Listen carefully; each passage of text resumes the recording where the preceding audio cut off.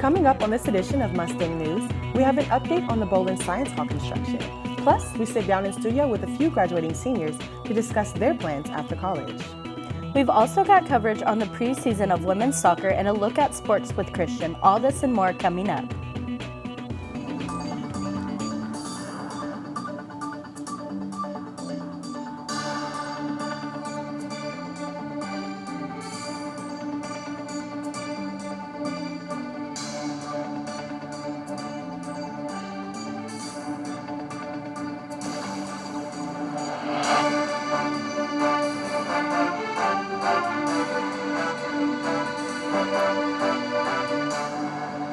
Welcome to a brand new semester of Mustang News. I'm Beyonce Wilson. And I'm Abby Jo Turner. We're here to guide you through the happenings of your campus and your community.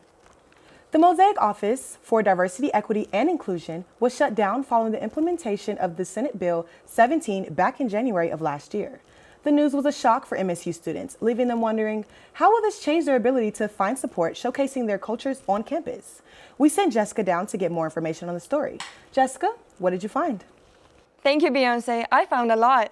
As of this past January, students going to public universities in Texas will no longer be able to find diversity, equity, and inclusion offices on their campuses. The bill got approval from the Senate back in 2023, promising to disband any diversity-related offices, programs, and training. Now, schools have to give up on mandatory diversity training, and hiring offices can no longer require diversity statements from their job applicants. The legislation created a culture of fear among students who can't rely on universities to receive funds for their DEI programs anymore and who might lose their sense of belonging on campuses across the state. Vice President of Student Affairs Keith Lamb says that despite the recent changes on campus, MSU Texas maintains its stance on supporting every student and helping them succeed regardless of their differences. So with Senate Bill 17, the institution itself cannot undertake any programs that would be considered under the umbrella of diversity, equity, and inclusion. Student organizations can do. The new SB 17 resolution took many by surprise and also created a lot of confusion around student organizations that didn't know how their programs would be affected. Student Body President Vincent Peter has the solution. The bill just says that we can't have a designated office for those things anymore, and students are allowed to completely do those events if they want. And actually, because SB 17 came into effect, student government we opened a new funding separate. So we opened a separate fund that is culturally based. Registered student organizations that would like to host a DEI event can complete the Campus Community Fund request form on Mustang's link. Organizations can get up to $250 per event and can request funding for up to 2 programs every semester. We want to make sure because those were important to students, and we want to make sure that those don't go away. So organizations are still able to fully go ahead and have those events, and we help provide funding for those events if they need it. Student organizations can rest assured knowing that SB 17 won't stop them from hosting their cultural events. Students who have any concerns related to DEI can now address them to the Student Government Association. SGA is committed to offering its support to students and organizations affected by the recent policy shifts on campus. We'll continue to update you on any further changes SB 17 might bring to campus. For MNG Media, I'm Jessica Binzari. Thank you, Jessica. There are big plans that are in motion on campus. The construction of the Bowlin Science Hall is making progress, and MNG reporter Raydon Raybert has given us an update on the story. Bowlin Science Hall is currently under construction to update, renovate, and expand the facility. Bowlin Hall was originally constructed on the MSU Texas campus in the 1960s and partially updated in 1997. The plan is to expand the west end by 7,500 feet, adding collaboration spaces, a student commons area, and 5 new classrooms. For the renovation, they are modernizing lecture halls, classrooms, conference rooms, and offices, including technology enhancements, as well as updated temperature control, furnishings, and public digital art piece that has been created just for the Science Hall. The Texas Tech University's System of Facilities Planning and Construction are managing the budget so far. The project remains on track. The goal is to have a space that is student-centered as well as technology and science forward. The university would like this to be a space for students to gather, sit, collaborate. Provost and Vice President of MSU Academic Affairs, Dr. Brown Marsden, says how the students will benefit from this renovation and expansion. It'll include the advising offices so students can get to them readily and find the advisors quickly. It'll also have this big timeline of the history of Bolin Hall, going back to when it was built all the way through to today. And then there will be a public art piece in that space. The construction is currently on schedule and the expansion is planned to be finished by the fall of 2025. However, remodeled areas of Bolin are planned to be ready to be used by January of 2025.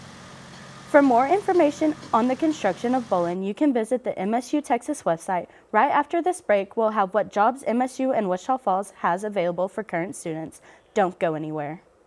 Welcome back. The Career Management Center kicked off the start of the semester with its annual job fair. Here's what I found. Washington State University's Career Management Center is hosting its annual job fair, a key event designed to connect students with potential employers. This fair is crucial for students seeking internships, part and full-time positions, providing a direct association to various job opportunities in the community as well as on campus. The Career Management Center Job Fair is more than just an opportunity to hand out resumes. It's a gateway to future careers, and for students at MSU Texas, it's an essential step in securing valuable work experience. Before graduation, the fair was held in the Clark Student Center atrium with 17 employers and approximately 230 students in attendance. Career Management Center Assistant Director Stephanie Sullivan stresses the importance of the job fair and the center's benefits to students. We'll help you with your cover letter, if you want us to review over your job application, if you are not sure what to expect in a job interview, then come see us. So we're here to help you not only while you're here at Midwestern with the job search, but also life after MSU as you continue to look for those jobs. The event creates opportunities for all students, including international students, who often face unique challenges in the job market. The fair offers resources to help them navigate visa sponsorships and other employment involvement. With opportunities for every student, this job fair demonstrates MSU Texas's commitment to preparing its diverse student body for life beyond the classroom. For more information about future events and other resources the Career Management Center has to offer, be sure to check out their website at msutexas.edu/career. For MNG Media, I'm Beyonce Wilson. Let's toss it over to Abby, and she'll get you all updated on more events to check out on the happenings of campus. Thank you, Beyonce. If you're looking to do something fun around campus, look no further. Sundance and Sunwatcher are grilling hot dogs and having games tonight on the first and second floor of Sundance. Be sure to pop out to enjoy some good food and company. After enjoying some delicious food and playing some games, head on over to Stang Park where the men's soccer team is going to be battling Fort Hays State. For all the runners out there, Shepherd Air Force Base is hosting 9/11 Never Forget 5K Fun Run on the base this Friday morning at 7:30. Family Weekend is also right around the corner. Starting next Friday, MSU will be hosting Family Weekend to kick off the weekend. Students and their families can watch the Carib Fest parade, then hop on down to the Coliseum to watch the volleyball team take on Angelo State. On Saturday, the women's soccer team, the volleyball team, and the football team all have games where families are able to spend time together while also supporting the Mustangs. And of course, we can't forget about the tailgate before the football game and the parking lot. Be sure to keep time in your schedule available to check out these events and more. And remember to check the Cork app for any upcoming events. After the break, we will sit down with 2 graduating seniors to hear about their plans for the future. Stay tuned. This is not something you want to miss. Welcome back to Mustang News. I'd like to introduce our first guests of the year, Casey and Juliana. Thank you for joining us. So happy to have you guys this morning. Thank you. Thank you for having us. So, Casey, what are your plans career-wise after graduation? Yeah, so I plan on going into stockbrokering. I'm hoping to go to Charles Schwab.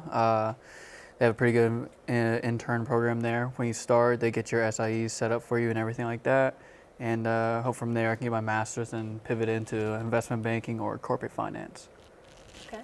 Juliana, how has the university prepared you for success after graduation?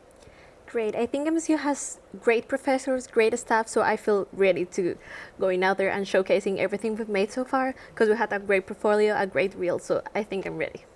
Okay. And you, Casey? I feel like it's prepared me pretty well with the classes offers in Dillard. A lot of them are pretty hands-on and can get pretty in-depth too, such as with the SMIF or Student Management Investment Fund. That shows you how to invest and diverse and all that stuff with your portfolio. So it's really prepped me up to be able to do what I want to do. That sounds great. So did any of you utilize any of the campus resources such as the Career Management Center? I used it once for the resume aspect of it. I used it like twice, and then after that, that's pretty much the only thing I used. Okay. Well, thank you guys for watching. Coming up after the break, we will take a look at the new head coach, Rich Renner, and his plans for the 2024 football season. Welcome back. I went out to see how the 2024 football season is shaping up under a new coaching staff. The Mustangs football team looks to improve from the 2023 season. Some big changes were made in the offseason. Rich Renner became head football coach following the retirement of Bill Maskell in December. We have a culture here, and there's that culture that's been established with Coach Maskell. For me to be able to withhold that culture and discipline and structure, I have to teach it to those 80 new guys. With Renner in charge of the team, he had to take off-season recruiting to a new level. When it comes to recruiting, there are things to consider. A big one for Renner was the type of character in the players that he was looking to recruit. Well, my approach to recruiting in the off-season was very simple. Obviously you want to recruit the best players. You want to recruit players that can play in this conference and be successful. Those guys were the type of kids that had the character and the humbleness that we needed to be a team player and obviously do really, really well. With the addition of 80 new guys to the roster, Renner and his leaders from the season before had to step up. Devin Cross, starting running back, was just one of the players out of many who stepped up to the challenge. I feel like we're more together this year than last year because we had some guys here and there, their own little group. Now we're just all together as one team. Renner said the team bond is one of the biggest strengths the team has. In the offseason, he focused primarily on the team being one and playing for each other and putting others above themselves. The team motto for the year is We Over Me, which the senior players wanted to implement this year to help the team grow closer together. And having that selfless mindset, and to where it's not all about me, it's not all about what do I receive, it's what can we give, what can we help, what can we do. And I just feel like that is the strength of our team because of, the way our team is willing to get involved in the community and enjoy the rewards from serving other people. And so the Mustangs have already begun the 2024 season with a win at the home opener. They will look to continue their journey in hopes of winning a national title. Renner and the team could not have gotten here without the help of the fans, the school, and of course, Dr. Haney. Thanks. I want to thank all the fans, and I want to thank all the supporters, and obviously our president, Dr. Haney, that has done a great job of reshaping and the culture here at Midwestern State, and bringing all the kids in here. Excited, and now we have to do our part, on the athletic side of it, and we're excited to do that. And it's an honor and privilege to be the head coach at Midwestern State. And so, again, go Mustangs. For MNG Media, I'm Abby Turner. Now we will head on over to the sports set to see how the MSU women's soccer team plans to attack the 2024 season. Christian? Thank you, Abby. Continue our sports coverage. The MSU women's soccer team has started their season strong by winning all of their first 3 games in the conference with a clear goal classifying for nationals. Juan Manosalva went out and got all the details of the story. MSU Women's Soccer has started their conference play on the right foot and hopes to take the momentum all the way to nationals. After missing out on the national tournament last season due to relying on other team results, the team knows that a good start at home is crucial. The Lady Mustangs head coach Ryan Spence says their main objective is to qualify for nationals without relying on anyone else's results to get there. The schedule's set up good for us, so we have a chance to kind of start off strong in the first 4 or 5 games. So at the end of the day, that's kind of what we need is a better start to the season, to where we're not relying on the end to go our way. And so far, they're off to a great start. 2 games played, 2 wins, both on home ground. The season is still young, but the team's determination is already on full display. The journey to nationals has begun, and they are ready to make every moment count. The team had an important recruiting process this past summer, bringing in 15 new players, which has added more speed and freshness to the roster.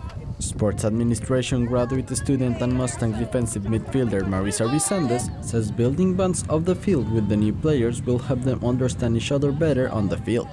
We have a lot of new girls this year. Half of them if not more than half of them are brand new. They're either transfers or we have a lot of freshmen. So we're working hard on making sure we're getting in all those little bonding moments off the field to hopefully bring onto the field this semester and help us get more wins than last year. The wins that the team has earned this season have brought more supporters to their games. Everyone is excited about a promising season, but the goal for the Lady Mustangs is to stay consistent, and in doing so, keep the dream of nationals alive. For MNG Media, I'm Juan Manosalo. Let's hope the Lady Mustangs can maintain the results all the way to nationals. Well, fall returns to MSU Texas once again, and this year marks a new era in Mustangs football. New head football coach Rich Renner has some big shoes to fill following the retirement of Bill Maskell. His first game was against the Missouri Southern Lions, so let's head out to Joe Golden Field at Memorial Stadium to see how they did. The Lions led 3-2, but Mustangs take 3 from an amazing kick from Joseph Carlson, 48 yards out. Mustangs take the lead 5-3 heading into halftime. Into the third quarter, just under 2 minutes left, Mustangs have the ball on the Lions' 2-yard line. Christian Olije takes the snap and he runs it in himself. After a missed field goal, Mustangs extend their lead 11-5. In the fourth, Lions tie it at 11 with 10 minutes to go, but Devin Cross would break that tie with a 21-yard run for 6, and that's your first football game of the season. Rich Renner's first win as MSU head football coach in the home opener, 18-11. Well, from one football game to another, the women's soccer team kick off their season at Stang Park as they take on Western Colorado. Early in the first half, Cassie's voice shot finds the back of the net from a pass from Alessandra Romano. Mustangs up 1-0. Later on, Cassie Savoy gets an assist of her own on McKenna Jenkins' goal, giving MSU a 2-0 lead. In the last few minutes of the first, Sarah Hayes joins the scorecard. Mustangs lead 3-0 at halftime. Not even 2 minutes into the second half, Cassie Savoy gets her second of the match. MSU cruises on to win big over Western Colorado, 6-1. The MSU volleyball team also picked up a win this past week, beating Adams State in straight sets. Demi Stauffenberg led the way for the Stangs with 10 kills and 10 digs. Other notable players included Riley Rabideau with 8 kills, 2 blocks, and 7 digs, Gabrielle Ooze with 6 kills and 3 aces, Brooke Parker with 14 assists and an ace, and Jenna Redding with 13 digs and 3 assists. Don't forget you can watch all MSU teams on flowsports.tv and get the latest news on MSUmustangs.com. That will do it for today's Look at Sports. Thank you, Christian. That wraps up everything for this edition of Mustang News. Tune in next time to stay informed on your campus, your sports teams, and your community. Make sure you check out the Witch Tin for more updates. Don't forget to follow us on all our socials at MNG Media and like us on Facebook. Till next time.